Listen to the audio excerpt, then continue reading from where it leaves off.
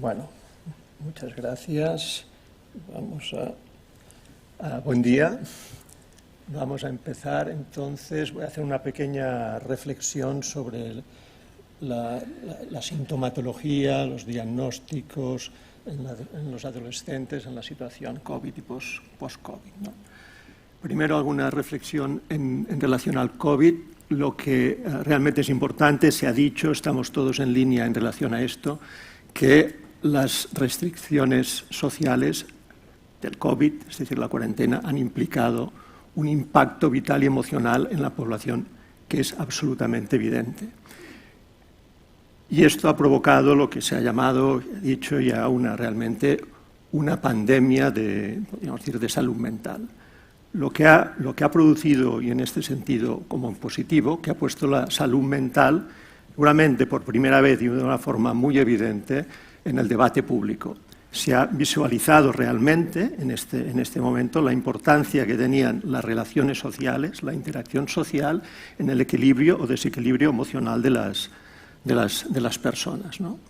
Entonces, ya hace 2 años de esto, vamos entonces a intentar hacer una pequeña reflexión sobre las causas de los trastornos mentales, las mejoras en los diagnósticos y algunas respuestas en prevención y tratamiento.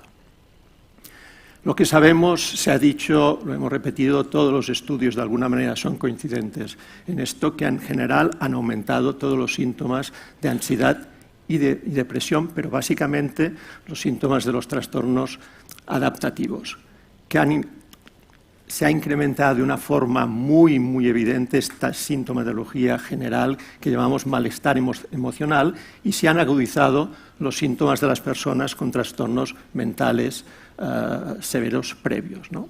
Por lo tanto, estas dificultades han agudizado las dificultades emocionales en las estructuras y personas con más vulnerabilidad y han aumentado y se han hecho más evidentes las brechas y desigualdades sociales en función de la renta, cultura y el origen.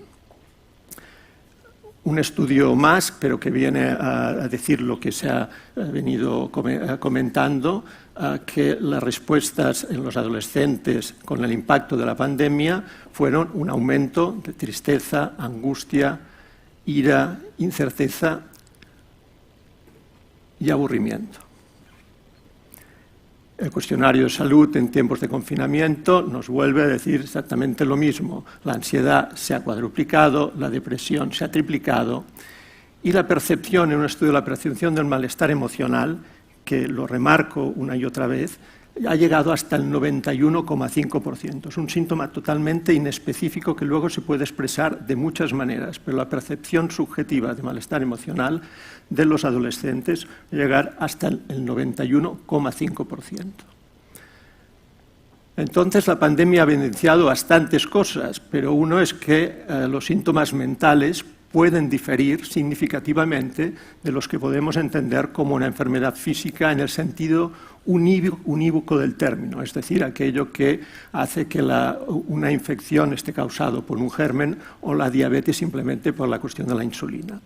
Entonces, a lo bio, que es obvio y evidente, se le acompaña lo psico y lo social, que aumenta la complejidad de lo que es los trastornos de salud mental, que engloba, podríamos decir, una nebulosa, un área muy importante de diferentes complejidades. Este aumento que ha habido en la pandemia, lo hemos constatado en los síntomas emocionales, ha sido causado principalmente por el impacto psicológico y social. Los síntomas que han aumentado son los adaptativos y, en el sentido psicológico de la causa, las personas, podríamos decir, que no encuentran los recursos emocionales para responder a esta situación estresante, producen un aumento de la sintomatología. Por lo tanto, el COVID ha acabado actuando como un gran trauma externo a nivel mundial. Es como si toda la población pudiera sufrir un cierto trastorno por estrés postraumático con posibles efectos a corto, a medio o a largo plazo. El impacto a nivel psicológico, o sea, una explicación de psicopatología psicológica, digámoslo así, podríamos ordenarlo en 2 grupos. Un grupo 1 de manifestaciones de vulnerabilidades emocionales que pueden ser desde básicas a más importantes. ¿A nivel de qué? Pues a nivel del neurodesarrollo, adquisición del lenguaje, es importantísimo, la comunicación, la comprensión lectora, la simbolización, la capacidad de abstracción, las funciones ejecutivas, también la interacción social, la relación con el otro, las sintomatologías ya de impulsividad y tolerancia a la frustración en los primeros años, el seguimiento de hábitos, normas, límites, autoestima. Pueden ser diferentes vulnerabilidades que se pueden expresar con síntomas a veces más o menos importantes, pueden ser un bajo rendimiento académico, problemas comportamentales, pataletas, timidez, miedos, diferentes dificultades que en general producen un malestar emocional que puede producir un sufrimiento y un sufrimiento subjetivo, pero que en general también no suelen comprometer la funcionalidad personal y social. O si la comprometen muy puntualmente. Y otras veces está comprometida, pero el entorno familiar la puede sobrecompensar y pasar más o menos desapercibida. En el segundo grupo tendríamos lo que ya son diagnósticos de trastorno mental, una alteración clínicamente significativa a diferentes niveles que va asociado con una pérdida de funcionalidad y una discapacidad, digamos, en diferentes órdenes.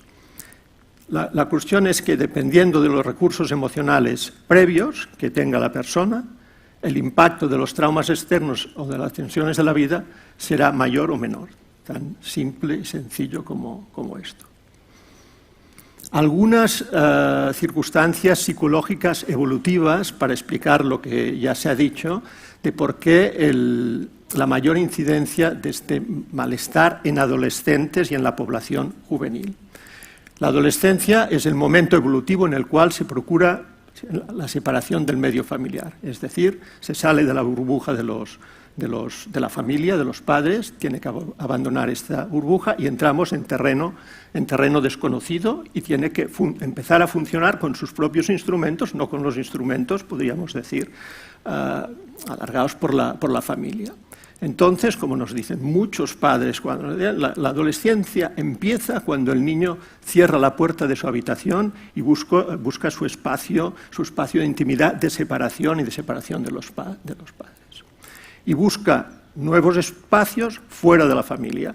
¿Dónde los busca? Pues en los amigos, la escuela y la calle, básicamente, que son los espacios que están más allá de la familia, es decir, que no se entere la familia de lo que hago con los amigos, con la escuela y con la calle.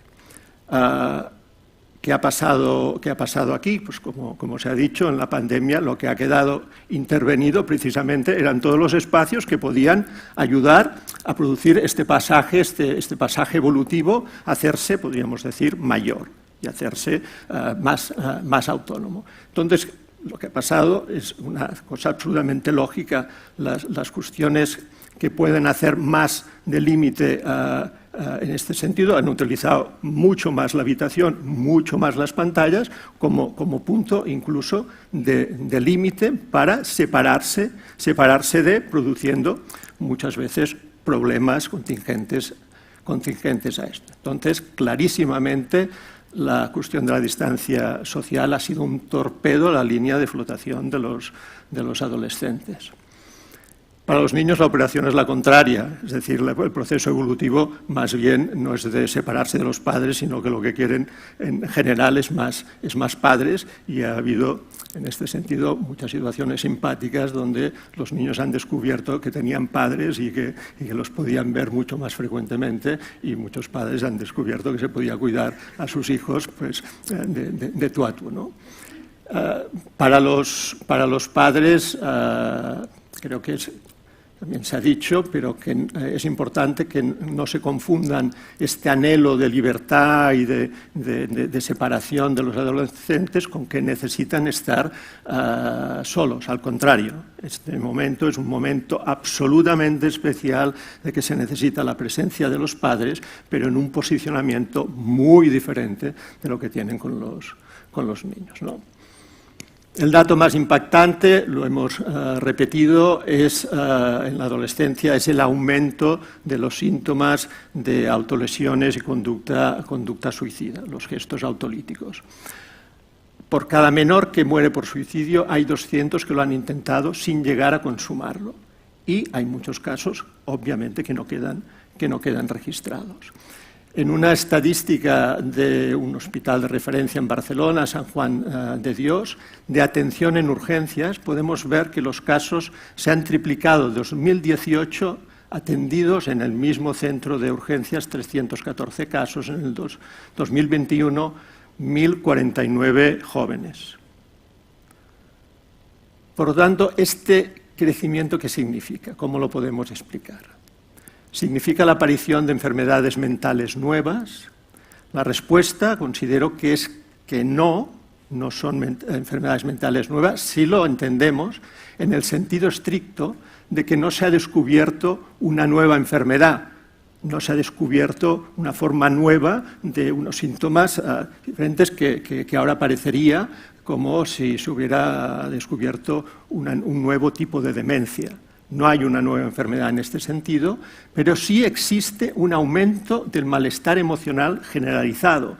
Y este aumento del malestar emocional generalizado se ha ido expresando y ha encontrado canales de salida por diferentes síntomas, algunos de ellos potencialmente muy graves. Y esta es la cuestión que creo que nos plantea algo de la nueva sintomatología en este momento, ¿no? ¿Qué vemos en estos chavales?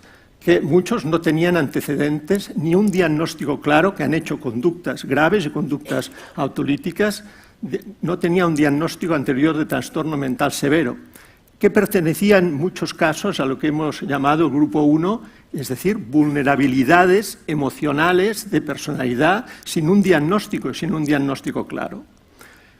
Este hecho creo que marca una gran diferencia en la presentación de los síntomas y el significado de los síntomas según la época y el momento social que vivimos. Es diferente el siglo XIX que el siglo XX, que el siglo XXI en cómo se expresan estos síntomas, ¿no? Y esta es otra cosa más de la complejidad de los síntomas mentales en comparación también de los síntomas físicos, que estos pueden cambiar por condiciones sociales del momento, por ideales, por valores de época, por efectos imitativos, por efectos de contagio. Es más difícil que cambie exactamente una diabetes o una infección, aunque hay cambios de otro orden, ¿no? Hace 40 años podríamos decir que las autolesiones en los adolescentes eran mucho menores, prácticamente solo se producían cuando había un diagnóstico de trastorno mental severo. Actualmente, y no solo pues, por una cuestión del efecto COVID, estos se han generalizado, con la paradoja que muchos de ellos no se ha diagnosticado un trastorno mental severo, pero existen síntomas potencialmente muy severos. Así, entre otros factores, hemos podido observar como el factor civilización, los valores ideales que estructuran una sociedad, marcan una tendencia que influye en la forma como se presentan el malestar emocional y los síntomas mentales. Hace 40 años una autolesión se podía considerar una rareza, hoy casi se puede considerar con características de pandemia. Asimismo, los casos de tentativas de suicidio sin causas psiquiátricas claras. Podemos decir, y creo, que en la sintomatología actual se da una característica que parece, lo digo así, que imiten a los síntomas originales, pero menos delimitados, con fronteras más porosas, más difíciles de clasificar, donde la cuestión de un chaval se puede situar en diferentes, casi a veces, tipos de diagnóstico. La sintomatología actual, que creo que ha experimentado un aumento exponencial mayor, son las articuladas al espectro impulsivo, acompañadas puede ser depresión, ansiedad, etc. Pero creo que esto va absolutamente de la mano y articulado a un momento social y que podríamos denominar nuestra sociedad y la característica principal de nuestra sociedad, podríamos decir que es la inmediatez y la búsqueda de esta satisfacción inmediata que nos acaba produciendo muchas veces mucha mayor insatisfacción. Por lo tanto, la inmediatez tiene mucho que ver con el espectro impulsivo y los trastornos que más han subido, trastornos de conducta alimentaria, TDAH, en el sentido abusos de tóxicos y las autolesiones. Entonces, no hay enfermedades nuevas, pero sí hay nuevas expresiones sintomáticas del malestar psíquico. Son trastornos más porosos, más dimensionales en algún aspecto, menos categoriales. Muchas veces acabamos imponiendo un diagnóstico más de espectro. Podemos denominar los nuevos síntomas porque se encuentran muy relacionados con la sociedad y época en que vivimos. Algunas de las características de la sociedad, aparte de la que he dicho, y que creo que tiene que ver con esta expresión, es un individualismo de masas, claro, una sociedad mucho más fragmentada, atomizada, más solitaria, con valores menos compartidos. Bauman la denomina sociedad líquida.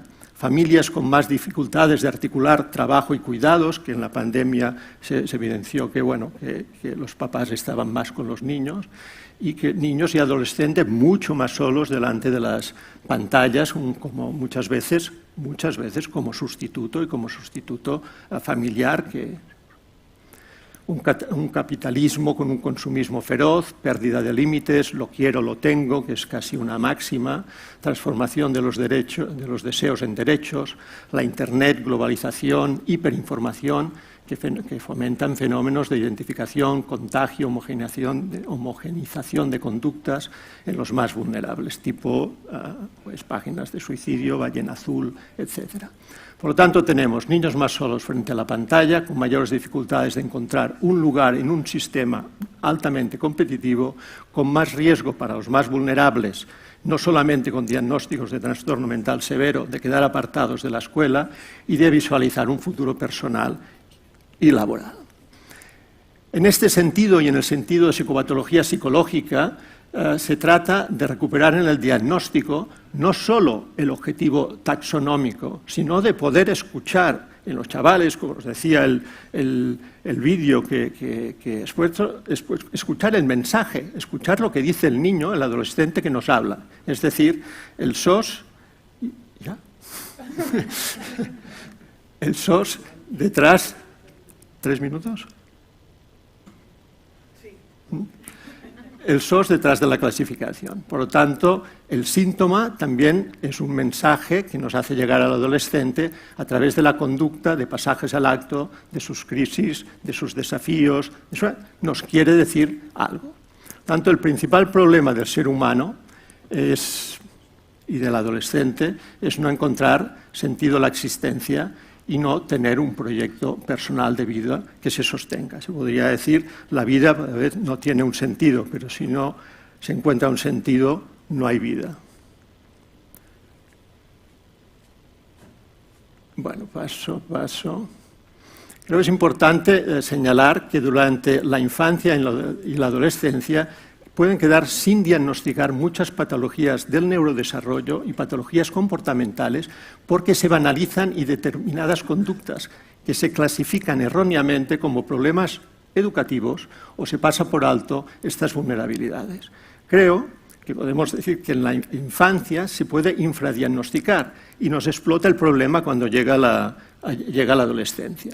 Y en la adolescencia muchas veces se confunde con frecuencia un posible trastorno con adolescentes maleducados o con problemas educativos. Finalmente, ¿qué requieren los jóvenes y adolescentes para que sean atendidos? Sus necesidades, que tengan un lugar, que puedan ser acompañados, un lugar para expresar su malestar, sus dudas y preguntas, que este lugar sea accesible, que permita un diagnóstico precoz del trastorno categorial, pero también de localizar estas vulnerabilidades y de realizar tratamientos precoces y seguimientos preventivos adecuados de un niño con vulnerabilidades. Bueno, dar este lugar, y acabo como la frase de mi amigo Jordi en su epílogo de su libro, cuando existe un sufrimiento emocional en un adolescente no hay atajos, se trata de acompañarlos poniendo acierto, esfuerzo, amor y sobre todo tiempo. Muchas gracias.